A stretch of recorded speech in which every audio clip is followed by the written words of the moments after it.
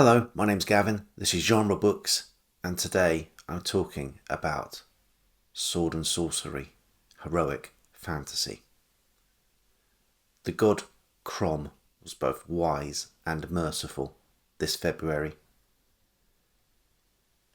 Every month, or I try every month, to pick something from the tote bag of mild peril. It may be a book from the shelves behind me, it may be a specific genre or subgenre. And this month I picked the genre of heroic fantasy.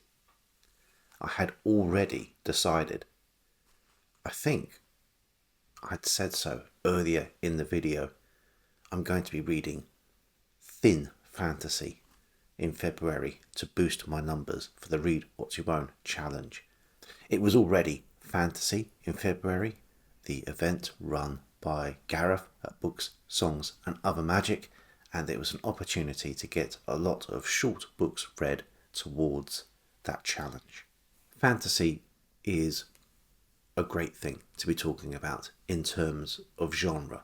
There are dozens of genres and subgenres within fantasy. Urban fantasy, grimdark fantasy, romantasy, fairy tales, steampunk, Arthurian, historical fantasy, magical realism, portal fantasy. But the big schism at the top is between high and low fantasy, epic and heroic fantasy. I'm going to oversimplify stuff in talking about heroic fantasy or sword and sorcery. There's no way I'm not going to get through this without treading on someone's toes or upsetting someone's finely tuned idea of exactly what the genre should be. And people are going to disagree perhaps with the narrative I'm going to put on how sword and sorcery came to be. But it's my story and I'm going to stick to it.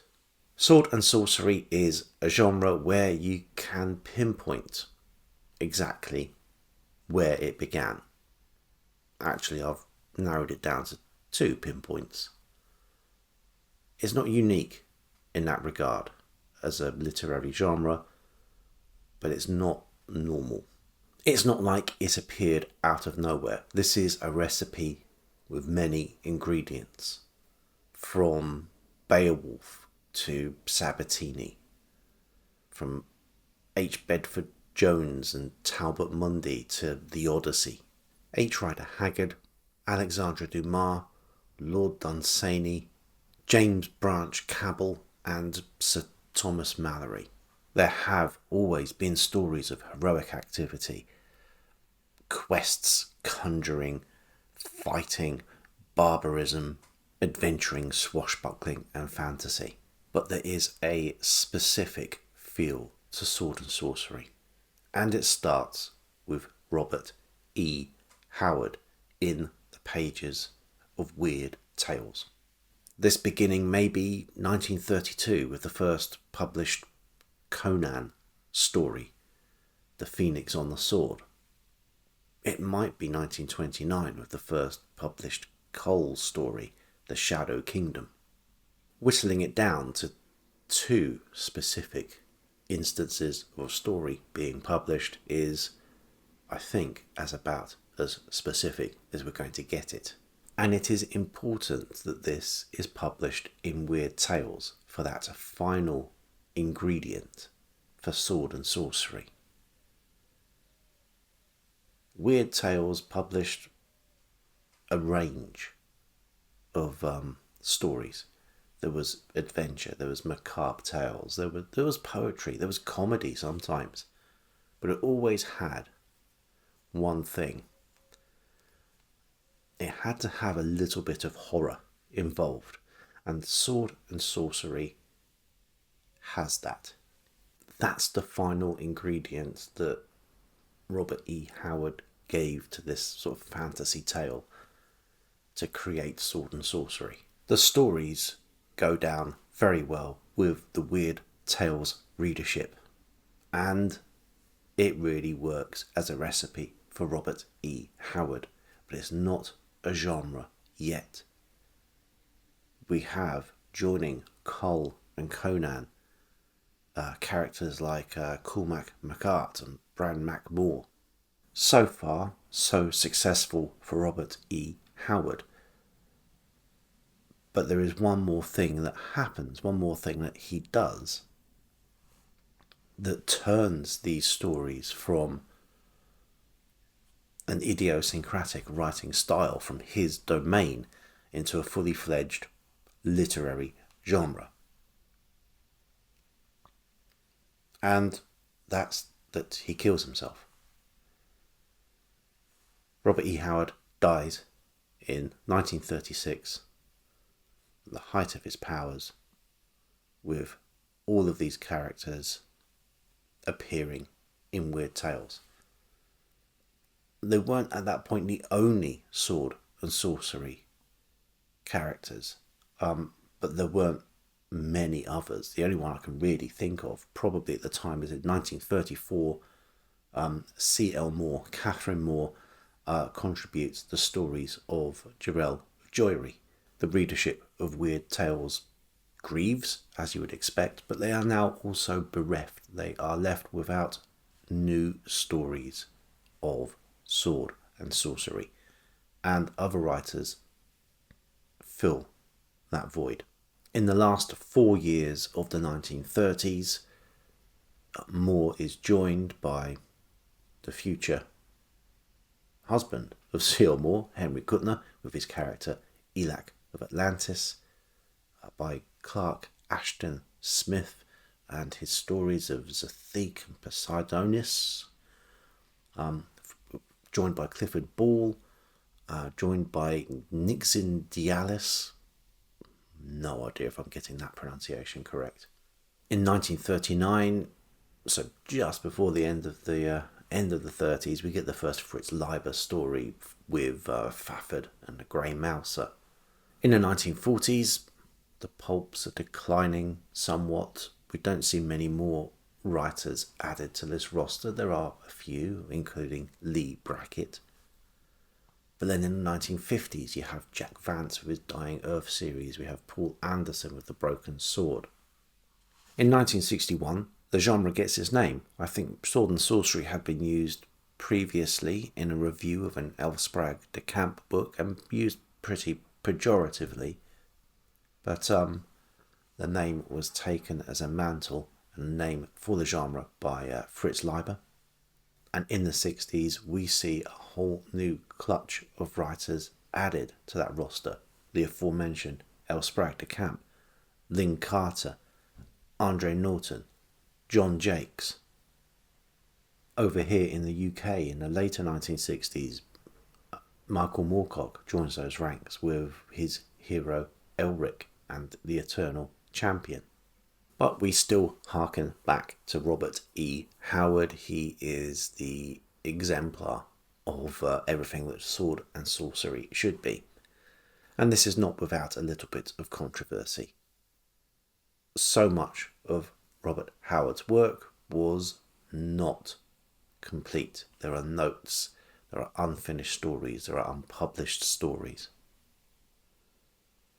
And certain writers, L. Sprague de Camp, Lynn Carter, do take it upon themselves to finish some of these works, which divides the fandom of sword and sorcery to a great extent. I think it's very difficult to make a judgment on that from our lofty position 60 years later. Robert E. Howard at the time was certainly not revered enough within circles of readerships to warrant having the fragments of work displayed in special limited edition books as you would probably now have in the same situation. It's all very well for us now to say that we would love to see these stories in their original unspoiled state, but their unspoiled state at the time was in cardboard boxes, unfinished and unread, at Howard's literary agents. So I know which I prefer, and it does keep that popularity going. And Lynn Carter is a big cheerleader for this. He is very enthusiastic about the genre. He begins Saga, the Sword and Sorcery Guild of America, with a few other writers. This is not a very serious guild. In fact, it sounds a bit more like a drinking club, but members of the guild do contribute to Flashing Swords, the series, which I believe went on for 8 or so episodes after the death of many of the initial contributors.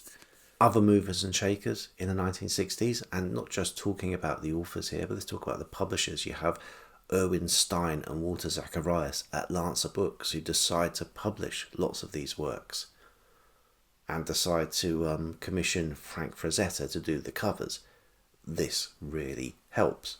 In the 1970s, you have a new generation of writers inspired by all of this. Carl Edward Wagner, Tanith Lee, Charles R. Saunders. In the 1980s, Hollywood takes notice. Oliver Stone helps write the screenplay for Conan the Barbarian, directed by John Milius and starring Arnold Schwarzenegger. During the 1970s, Dungeons and Dragons has developed, and by the 80s has become a fully fledged cultural phenomenon. And by this point, sword and sorcery, heroic fantasy is permeating, bleeding into all other types of fantasy and other kinds of fiction. What are those particular aspects of a story that makes it sword and sorcery, that makes it heroic fantasy, as opposed to sort of high epic fantasy? The word epic in epic fantasy gives us a bit of a clue. The stakes in epic fantasy are earth-shatteringly, world-changingly, universe-alteringly grand. And it's quite easy with a story and tapestry that big to fill several volumes of 700-800 page novels. This does not happen so much with heroic fantasy. The stakes are very real, but usually a little bit smaller, and as a consequence, the books can be shorter as well. There are exceptions to every one of these characteristics I'm going to give, so forgive me, I'm being a little bit generalist. But I would say with heroic fantasy, you also have a moral ambiguity there. Our heroes are still heroic for the most part, but they might not always be whiter than white. In high or epic fantasy, it is very easy to see who the good guys are and who the bad guys are. With heroic fantasy, sometimes the bad guys are our heroes. They may end up saving lives, saving the kingdom, saving the world, but it probably didn't start out as their intention.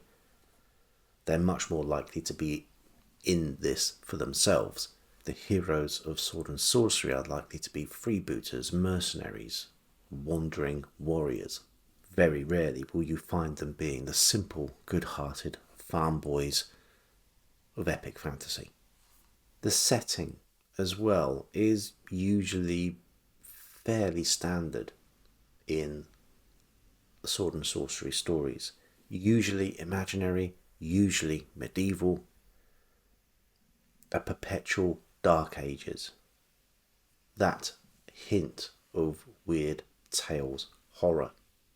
There may be a post-apocalyptic element, there may be some ancient science involved, mistaken for magic, but it's more likely that the magic is just real.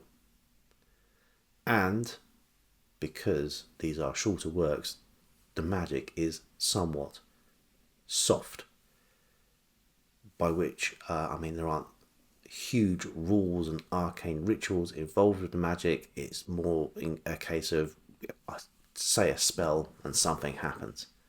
The quests in sword and sorcery are again, somewhat different. Again, linked a little bit to the lower stakes. There is no grand quest that they start out on. There's usually something they fall into, and as such, the quests and the plots can be a little bit episodic, picaresque, but also snappier, shorter, more direct. Our heroes will probably also grumble a lot more about being on the quests. A quest in high and epic fantasy is a glorious endeavour to be embarked upon. In heroic fantasy, it is an imposition to be suffered. And action. There is a huge premium on action in Sword and Sorcery. These episodes are punctuated by vicious, gory, visceral fights. In Sword and Sorcery, something must always be happening, and our heroes, our main characters, are usually the instigators of this action. So, usually, they are handy with a weapon. Sometimes, as in the case of Elric, the weapon itself is the one that's handy, and Elric is just hanging on and, not quite enjoying the ride. It is increasingly difficult to pigeonhole specific characteristics for Sword and Sorcery, especially Sword and Sorcery in the modern age. The genre has now been around for over 100 years, and these characteristics have permeated into other types of fantasy. At the same time, heroic fantasy writers have freely used styles and conventions of the plethora of other fantastical genres that were about and have arisen in the intervening years. But if a struggle to define it is the only problem we have, that's a good problem to have. It now keeps readers guessing as to which way a story may develop. And if you don't want to be kept guessing and you just want your Sword and Sorcery hit, then the canon is there and well defined. Those, however, are my thoughts on Sword and Sorcery and heroic fantasy. For the tote bag of Mild Peril, I did read quite a number of Sword and Sorcery and heroic fantasy adjacent books as part of my reading during the month of February. As you can see, they are usually on the slimmer side, and I would recommend any of these titles to anyone wanting to just have a bit of fun or a dip into the genre to see if it's for them. I have discharged my duties towards the tote bag of Mild Peril for February. Now it's time to pick something for March.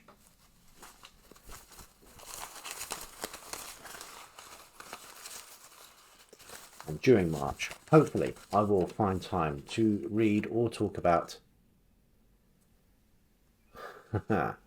Dan Simmons' Hyperion, Fall of Hyperion, and Endymion. So that's probably going to take me a little bit longer than just a month. I've just grabbed those books off the shelves, and yes, I think my the time of reading very short books to get the Read What You Own challenge done might have hit something of a roadblock. Hyperion. The Fall of Hyperion.